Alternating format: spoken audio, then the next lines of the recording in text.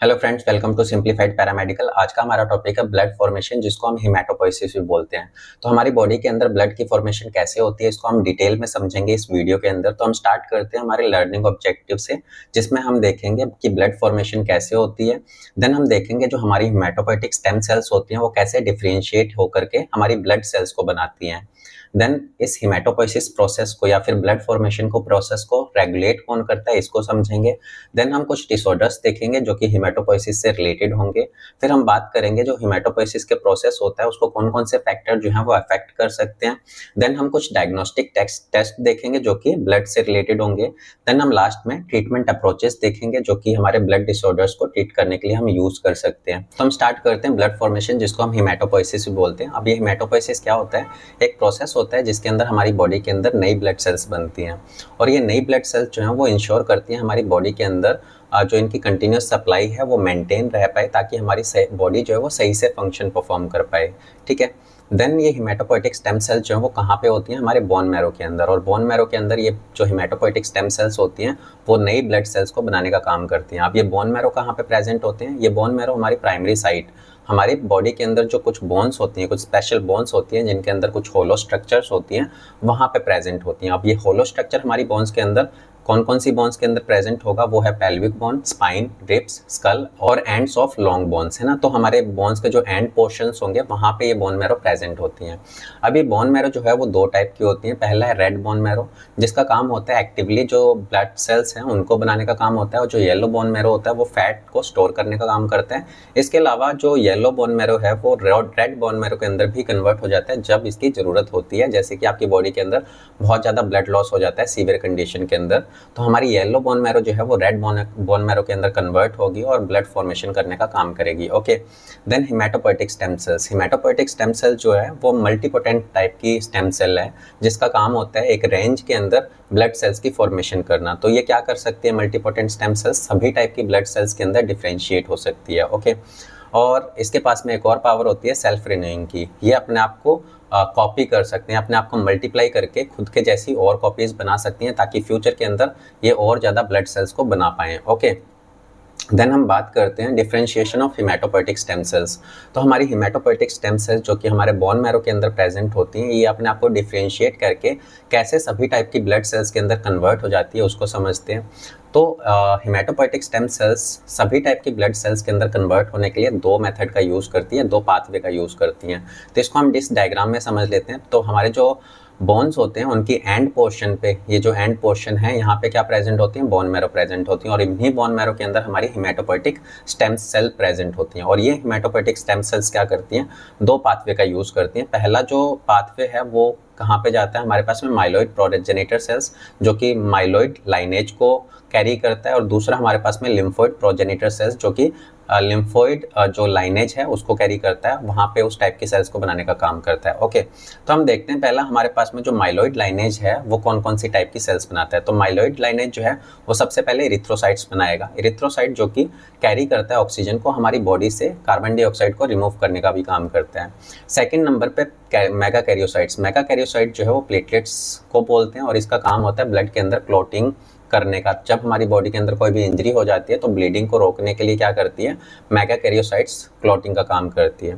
Third number पे है granulocyte. Granulocyte जो है वो इंक्लूड करता है न्यूट्रोफिल्स, इओसिनोफिल्स और बेसोफिल्स, जो कि एक टाइप की वाइट ब्लड सेल्स हैं, और इनको बनाने का काम भी कौन कर रहा है? माइलॉइड प्रोजेनिटर सेल्स कर रही हैं। ओके। और इनका काम भी कहाँ पे होता है? हमारे इन्फेक्शन हो गया या फिर कोई एलर्जिक रिएक्शन होगी या फिर इन्फ्लामेशन के अंदर भी इन सेल्स का रोल रहता है। Then monocytes. मोनोसाइट जो होते हैं हमारे ब्लड के अंदर प्रेजेंट होते हैं, और जब ये मोनोसाइट्स हमारे टिश्यूज़ के अंदर ट्रैवल करते हैं तो ये अपने आप को मैच्योर कर लेते हैं मैक्रोफेजेस और डेंड्रिटिक सेल्स के अंदर। ओके। देन हम बात करते हैं सेकंड लाइनेज की, जिसको हम लिम्फोइड लाइनेज बोलते हैं, और इस लाइनेज के अंदर हमारे पास में दो टाइप की सेल्स बनती हैं, जिसमें पहला है बी लिम्फोसाइट। इनको हम बी सेल्स भी बोलते हैं, और ये बी सेल्स जो हैं वो अपने आप को कन्वर्ट कर लेती हैं प्लाज्मा बी सेल्स के अंदर और मेमोरी बी सेल्स के अंदर। और प्लाज्मा बी सेल्स जो है वो उसका काम होता है एंटीबॉडीज़ को बनाने का। ओके। देन टी लिम्फोसाइट, जिनको हम टी सेल्स भी बोलते हैं, इनका काम होता है जो इन्फेक्टेड सेल्स होती हैं उनको किल करना और इम्यून सिस्टम को रेगुलेट करना। ओके, थर्ड नंबर पे इनके पास में एक स्पेशल टाइप की सेल्स और होती है जिसको हम बोलते हैं नेचुरल किलर सेल्स। ठीक है, तो इसका काम क्या होता है, टारगेट करते हैं और डिस्ट्रॉय करते हैं जो वायरस इन्फेक्टेड सेल्स होती हैं। जो भी सेल्स हमारी बॉडी के अंदर वायरस से इन्फेक्ट हो चुकी हैं उन सेल्स को टारगेट करना और उनको डिस्ट्रॉय करना, उनको ख़त्म कर देना। इसके अलावा जो ट्यूमर सेल्स होती हैं उनको भी डिटेक्ट करना और उनको ख़त्म कर देना। तो ये डिफरेंशिएशन होगा हिमेटोपोइटिक स्टेम सेल्स का, जिसमें एक हिमेटोपोइटिक स्टेम सेल जो है वो सभी टाइप की ब्लड सेल्स के अंदर कैसे अपने आप को डिफरेंशिएट कर लेती है और अपनी कॉलोनीज को सेफ भी रखती है फ्यूचर के लिए। ओके, नेक्स्ट हम देखते हैं रेगुलेशन ऑफ हिमेटोपोइसिस। तो हमारे बॉडी के अंदर जो हिमेटोपोइसिस का प्रोसेस है इसको रेगुलेट कौन करता है, कौन इसको कंट्रोल करता है, इसको समझते हैं। तो हमारी बॉडी के अंदर ये जो है वो बहुत सारे फैक्टर्स के थ्रू कंट्रोल होती है जो कि हमारी बॉडी के डिफरेंट ऑर्गन और हमारी बॉडी की कुछ सेल्स जो हैं इसको रेगुलेट करने का काम करती हैं। तो इसके अंदर सबसे पहले इरिथ्रोपोइटिन, जिसको हम ईपीओ भी बोलते हैं। इरिथ्रोपोइटिन एक हार्मोन है जिसको हमारी किडनी रिलीज करती है और ये एक स्पेसिफिक हार्मोन होता है आरबीसी की प्रोडक्शन को स्टिमुलेट करने के लिए। तो किडनी जो है जब लो ऑक्सीजन होता है हमारे ब्लड के अंदर तो उसके रिस्पॉन्स में इरिथ्रोपोइटिन सिक्रीट करती है और ये इरिथ्रोपोइटिन क्या करेगी, हमारे बोन मैरो को स्टिमुलेट करेगी डिफरेंशिएट होने के लिए, ताकि हमारी रेड ब्लड सेल्स जो है वो बन पाएँ। ओके, देन है थ्रोम्बोपोइसिस। थ्रोम्बोपोइसिस हम इसको टीपीओ भी बोलते हैं और ये किसके थ्रू प्रोड्यूस होता है, ये हमारे लीवर और किडनी के थ्रू प्रोड्यूस होते हैं।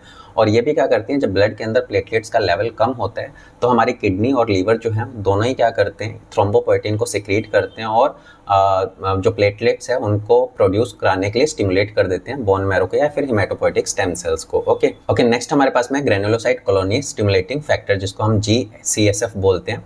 और ये जो फैक्टर है इसको रिलीज करने का काम कौन करता है, मैक्रोफेज, फाइब्रोब्लास्ट और एंडोथेलियल सेल्स। जब हमारी बॉडी के अंदर इन्फ्लामेशन या फिर इन्फेक्शन की कंडीशन आती है तो उस टाइम पे हमारी जो आसपास की सेल्स होंगी जहाँ पे भी इन्फेक्शन हुआ है या इन्फ्लामेशन होगा, उसके आसपास की जो सेल्स होंगी जहाँ पे मैक्रोफेजेस, फाइब्रोब्लास्ट और एंडोथेलियल सेल्स होंगे, वो उस इन्फेक्शन और इन्फ्लामेशन के रिस्पॉन्स में ये वाला फैक्टर रिलीज करती हैं।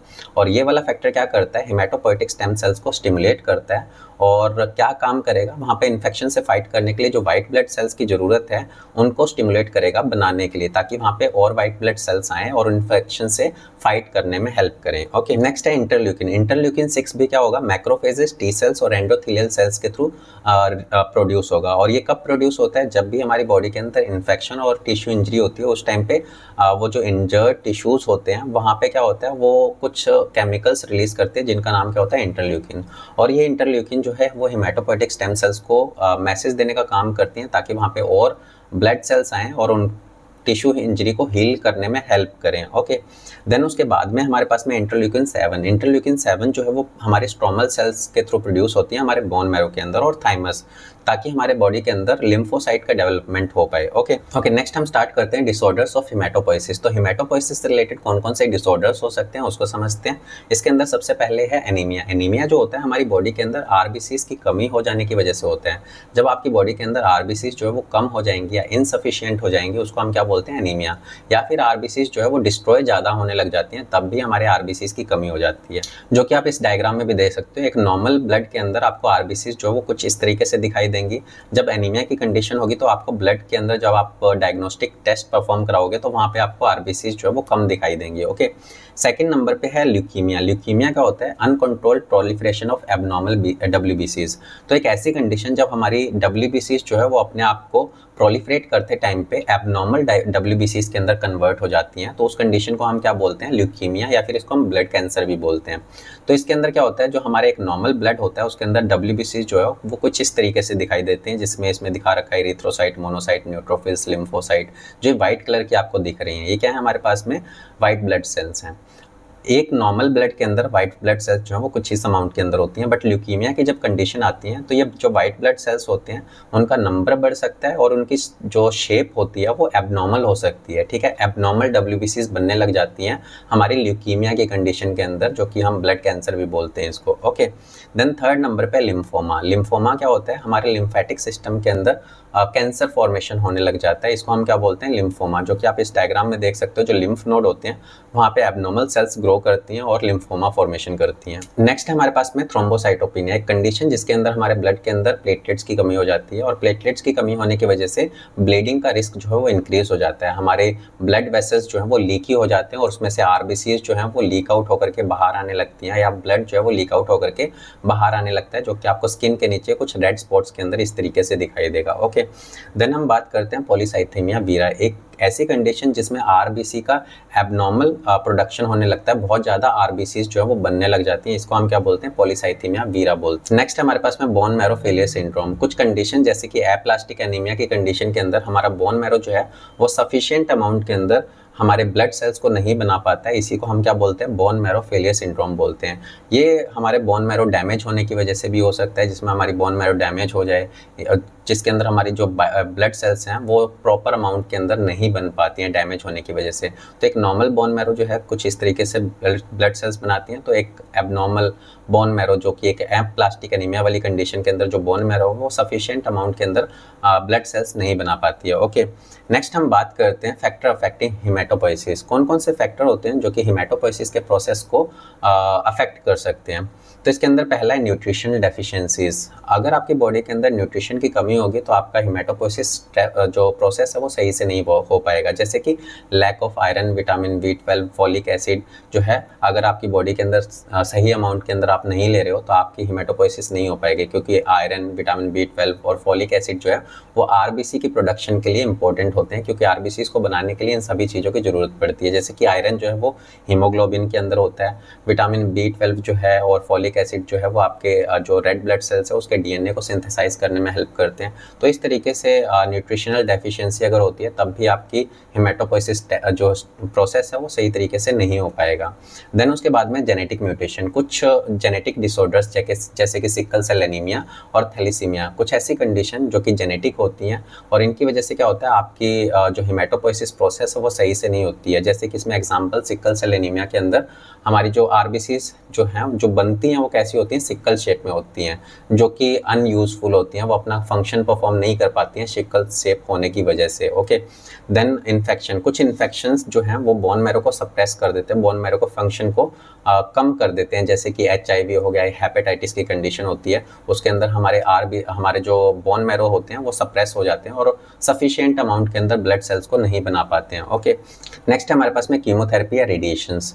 तो किसी पेशेंट के ऊपर अगर कीमोथेरेपी या रेडिएशन चल रही है तो ये क्या करते हैं, कीमोथेरेपी और रेडिएशंस हमारे जो फास्ट ग्रोइंग सेल्स होती हैं उनको टारगेट करते हैं। उनको टारगेट करने के साथ साथ में ये नॉर्मल हेल्दी सेल्स को भी टारगेट करते हैं, जिसकी वजह से आपकी बोन मैरो भी डैमेज हो जाती है और वो सही से ब्लड सेल्स को प्रोड्यूस नहीं कर पाती है। Okay, then ageing, hematopoietic stem cells की एफिशिएंसी जो है वो डिक्लाइन होती जाती है एज के साथ साथ में। जैसे जैसे एज बढ़ती है वैसे वैसे हमारी हिमेटोपोइटिक स्टेम सेल्स जो है उनकी एफिशिएंसी, उनकी कैपेबिलिटी जो है वो कम होती जाती है, जिसकी वजह से एनीमिया होने के चांसेस जो है वो बढ़ते जाते हैं, क्योंकि आपकी जो हिमेटोपोइटिक स्टेम सेल्स हैं वो एज के साथ साथ में वीक होती जाएगी और आपको एज के साथ साथ में और ज़्यादा आरबीसीज की ज़रूरत पड़ती है। ठीक है, तो इसी वजह से आपको ओल्ड एज के अंदर एनीमिया की कंडीशन आने के चांसेस जो है वो ज़्यादा हो जाते हैं। ओके, नेक्स्ट हमारे पास में डायग्नोस्टिक टेस्ट। तो हिमेटोपोइसिस से रिलेटेड जो डायग्नोस्टिक टेस्ट परफॉर्म कर सकते हैं ब्लड सेल्स को पता करने के लिए, उसके अंदर हमारे पास में सबसे पहले कंप्लीट ब्लड काउंट, तो जिसको हम CBC भी बोलते हैं। कंप्लीट ब्लड काउंट के अंदर हम RBC, WBC या ब्लड के अंदर जो सेल्स हैं उनके काउंट को पता करने के लिए हम कंप्लीट ब्लड काउंट टेस्ट जो है वो परफॉर्म कर सकते हैं। दूसरा, इसके अंदर हम बोन मैरो बायोप्सी, हम क्या करते हैं, जो हमारी बोन मैरो जिसके अंदर हमारी हिमेटोपोइटिक स्टेम सेल्स प्रेजेंट थी उनका हम सैंपल लेते हैं और सैंपल करने के बाद में हम माइक्रोस्कोपी के अंदर देखते हैं उन सेल्स की शेप के अंदर कोई चेंजेस आते हैं या फिर उनके अंदर कोई एबनॉर्मलिटी दिखाई देती है माइक्रोस्कोप के अंदर, जिससे हम एग्जामिन कर पाते हैं कि आपका हिमेटोपोइसिस प्रोसेस सही से हो रहा है या नहीं हो रहा है। ठीक है, देन उसके बाद में पेरिफेरल ब्लड स्मीयर, तो हम इसके अंदर एनालाइज करते हैं अपीयरेंस को और नंबर्स को हमारे ब्लड सेल्स की। तो इसके अंदर हम क्या करते हैं, जो हमारा ग्लास स्लाइड होते हैं उसके ऊपर हम एक ब्लड की ड्रॉप डाल करके उसको स्प्रेड कर देते हैं और स्प्रेड करने के बाद में हम उसको क्या करते हैं, माइक्रोस्कोप के अंडर में देखते हैं और वहाँ पे एनालाइज करते हैं जो ब्लड सेल्स होती हैं उनके शेप को, उनके साइज़ को, उनके नंबर को, ताकि हम वहाँ पे कुछ एबनॉर्मलिटीज़ हैं उनको हम डिटेक्ट कर पाएँ माइक्रोस्कोप के अंडर में। ओके, देन उसके बाद में फ्लो साइटोमेट्री के अंदर हम ब्लड सेल्स को एसेस करते हैं उनके कैरेक्टरिस्टिक्स के बेस पे। हम क्या करते हैं, इसके अंदर कुछ कंडीशंस को पता करने के लिए इसका यूज़ करते हैं, जैसे कि ल्यूकेमिया हो गया और लिम्फोमा जैसी कंडीशन को पता करने के लिए हम फ्लो साइटोमेट्री का यूज़ करते हैं। नेक्स्ट है इसके बाद में साइटोजेनेटिक एनालिसिस। साइटोजेनेटिक एनालिसिस के अंदर हम क्या करते हैं, हमारे बोन मैरो के अंदर जो हेमाटोपोइटिक स्टेम सेल्स होती हैं उनका हम कल्चर करवाते हैं और कल्चर करवाने के बाद में उनकी सेल्स को मॉलिक्यूलर टेक्निक के थ्रू उनके अंदर जो क्रोमोसोम्स प्रेजेंट होते हैं उनकी एबनॉर्मलिटीज़ का पता लगाते हैं कि उनके अंदर जो क्रोमोसोम्स होते हैं उनके अंदर कोई एबनॉर्मलिटीज़ है या नहीं है, ताकि हम पता लगा पाएँ कि हेमाटोपोइसिस या फिर ब्लड फॉर्मेशन से रिलेटेड कोई भी प्रॉब्लम है तो वो हम इससे डिटेक्ट कर सकते हैं। ठीक है, नेक्स्ट है हमारे पास में ट्रीटमेंट अप्रोच। तो ब्लड से रिलेटेड डिसऑर्डर्स को ट्रीट करने के लिए हम क्या क्या ट्रीटमेंट अप्रोचेस का यूज़ करेंगे वो समझते हैं। तो मेडिकेशंस के अंदर हम आयरन सप्लीमेंट ले सकते हैं, कुछ ग्रोथ फैक्टर जैसे कि ईपीओज हो गया, CSFs हो गए और कुछ कीमोथेरेपीज का यूज़ कर सकते हैं ताकि हम ब्लड डिसऑर्डर्स को ट्रीट कर पाएँ। ओके, देन उसके बाद में हम ब्लड ट्रांसफ्यूज़न।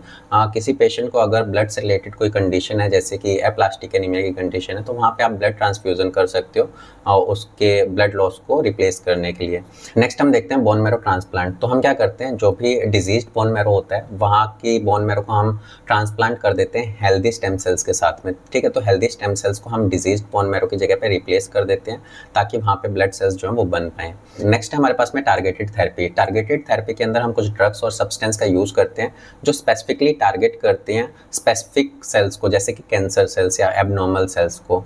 तो ये जो ड्रग्स होती हैं वो क्या करती हैं, जो एबनॉर्मल सेल्स होती हैं उनको आइडेंटिफाई करती हैं और उनके ऊपर अटैक करती हैं, उनको किल कर देती हैं और ये बहुत कम हार्म कॉज करती है नॉर्मल सेल्स के ऊपर। इसी वजह से इसको क्या बोलते हैं, टारगेटेड थेरेपी। नेक्स्ट है इम्यूनोथेरेपी। इम्यूनोथेरेपी के अंदर हम क्या करते हैं, हमारी बॉडी के नेचुरल इम्यून सिस्टम को इंक्रीज करने का काम करते हैं ताकि वो इन्फेक्शन से फाइट कर पाए, ट्यूमर सेल्स या कैंसर सेल्स से फाइट कर पाए, या फिर हम कुछ एंटीबॉडी ट्रांसफ़र करके जो कि लेबोरेटरीज में बनाई जाती है उनका यूज़ करके भी हम क्या कर सकते हैं, इन्फेक्शन से फाइट करने का काम कर सकते हैं। ओके, तो ये कुछ ट्रीटमेंट अप्रोचेस थी जिसमें हम ब्लड से रिलेटेड डिसऑर्डर्स को ट्रीट करने के लिए हम इनका यूज़ कर सकते हैं। Okay, thank you for watching. I hope आपको ये वीडियो इन्फॉर्मेटिव लगी होगी। अगर आपको ये वीडियो इन्फॉर्मेटिव लगती है तो आप इस वीडियो को लाइक कर सकते हो, कमेंट कर सकते हो, इस चैनल को सब्सक्राइब कर सकते हो। इसके अलावा आपको जो इस वीडियो से रिलेटेड कंटेंट है वो हमारे टेलीग्राम चैनल, फेसबुक चैनल पे मिल जाएगा। Thank you.